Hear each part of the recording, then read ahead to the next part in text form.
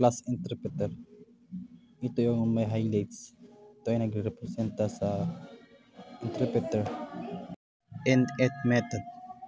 Ito ang constructor na tumatanggap ng apat na impormasyon at sinisave sa object. Ito yung apat na impormasyon na sinisave. Ito namang display info, sir.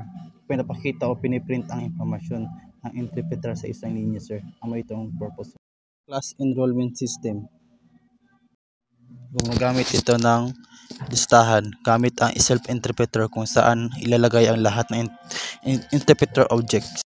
At interpreter, sir, kumukuha ito ng input mula sa user gamit ang ID, name, language, and experience at gumagawa ng bagong interpreter object. Idinadagdag ito sa self-interpreter at nagpiprint ng success message. View interpreters. Ang purpose nito, kung wala ka naka-enroll na interpreter, magpiprint ito ng warning.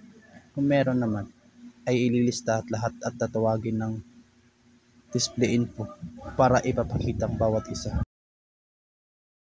Search interpreter naman, ang purpose ito ay hihingi ng interpreter ID para hanapin at iikot sa listahan at hahanapin ng matching ID. Kapag nahanap naman, ipapakita ang info. Kapag wala, magpiprint ito ng not found.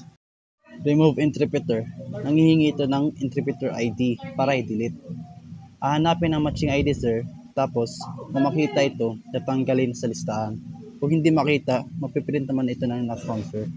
Ang purpose sa remove interpreter. Ang DIFME naman, ang purpose nito, sir, is gumagawa ng bagong enrollment system.